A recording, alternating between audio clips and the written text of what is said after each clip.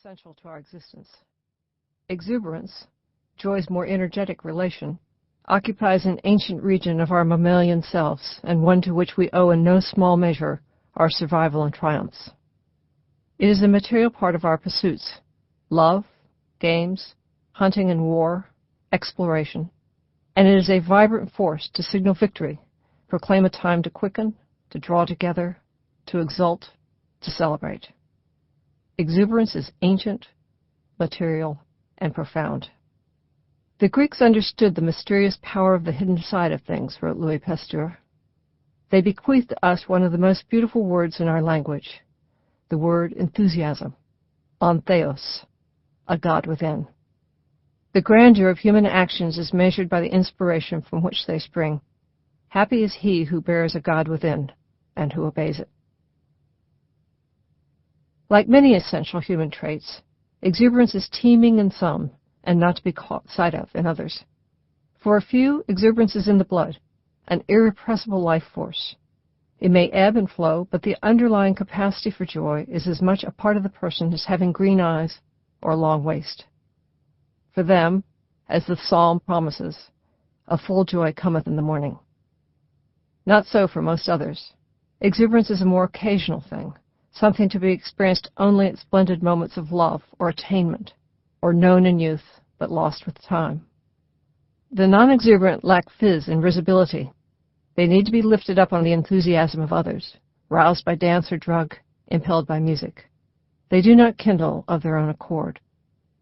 Variation in temperament is necessary. Exuberance, indiscriminately apportioned, is anarchical. If all were a fizz, the world would be an exhausting and chaotic place, driven to incoherence by competing enthusiasms, or becalmed by indifference to the day-to-day requirements of life. Our species, like most, is well served by a diversity of temperaments, a variety of energies and moods. Exuberance is a fermenting, pushing upward and forward force, but sometimes fixity is critical to survival. The joyous and the not-so need one another in order to survive. I believe that exuberance is incomparably more important than we acknowledge. If, as it has been claimed, enthusiasm finds the opportunities and energy makes the most of them, a mood of mind that yokes the two is formidable indeed. Exuberant people take in the world and act upon it differently than those who are less lively and less energetically engaged. They hold their ideas with passion and delight, and they act upon them with dispatch. Their love of life and of adventure is palpable. Exuberance is a peculiarly pleasurable state, and in that pleasure is power. Why should man want to fly at all? Asked Charles Lindbergh. People often ask these questions, but what civilization was not founded on adventure, and how long could one exist without it? Some answer the attainment of knowledge. Some say wealth or power is sufficient cause. I believe the risks I take are justified by the sheer love of the life I lead. Man's exuberant spirit of adventure, Lindbergh argued elsewhere, is beyond his power to control. Our earliest records, he said, tell of biting the apple and baiting the dragon, regardless of hardship or of danger. And from this inner drive, perhaps, progress and civilization developed. We moved from land to sea, to air, to space, era on era, our aspirations rising. Psychologists, who in recent years have taken up the study of positive emotions, find that joy widens one's view of the world and expands imaginative thought. It activates. It makes both physical and intellectual exploration more likely, and it provides reward for problems solved or risks taken. Through its positive energies, it heals as well.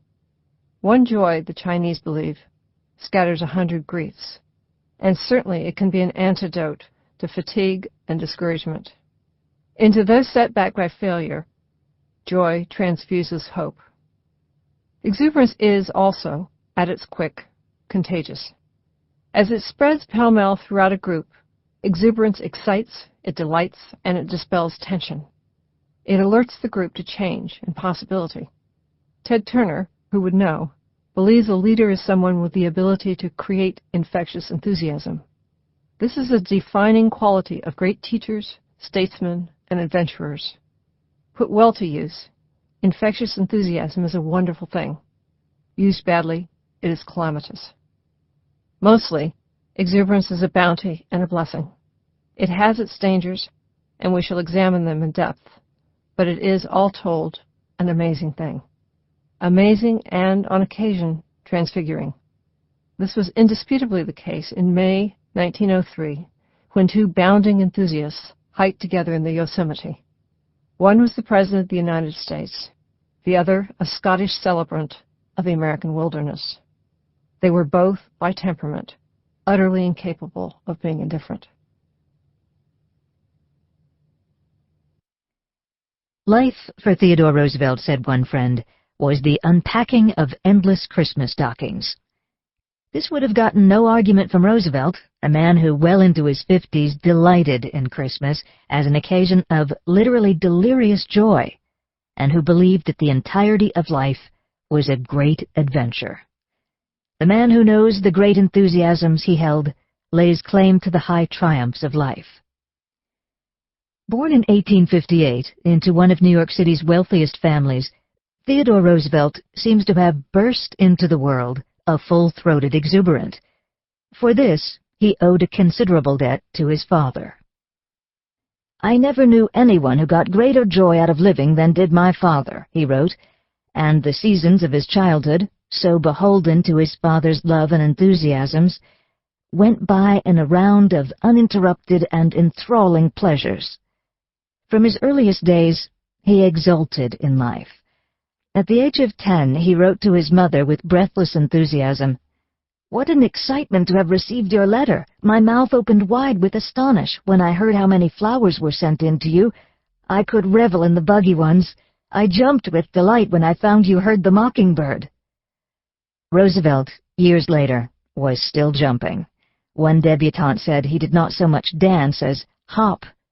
Another recounted his unquenchable gaiety and his unerring ability at formal dinner parties to send her into such uncontrollable fits of laughter that she had no choice but to leave the table. His Harvard classmates depicted him as a fast-moving, rapid-talking enthusiast who often wore them out with his boisterous exuberance. He held his far-flung interests with delight and stocked his college rooms with piles of books, a large tortoise, sundry snakes, and a collection of lobsters. He zoomed, he bolted, he boomed and gesticulated wildly as he went. Roosevelt's vivacity receded when his father died. He felt, he said, as though I should almost perish. It was a devastating loss. For the rest of his life he would miss, though himself incorporate, his father's rare mixture of infectious joy and keen sense of public duty. "Sometimes when I fully realize my loss," he wrote in his diary a few months after his father's death, "I feel as if I should go mad." Stoked by a restless energy not uncommon in those with exuberant temperaments, Roosevelt drove his desolation into action. He rode, hiked, hunted, boxed, and swam furiously during the fevered weeks following his father's death. With slight cause, other than annoyance, he impetuously shot and killed a neighbor's dog. He nearly drove his horse into the ground through reckless gallops in the Oyster Bay countryside and was no easier on himself. "He'll kill himself before he'll even say he's tired," remarked one doctor of Roosevelt's frenetic behavior. Yet through it all, there remained an irrepressible sense of life.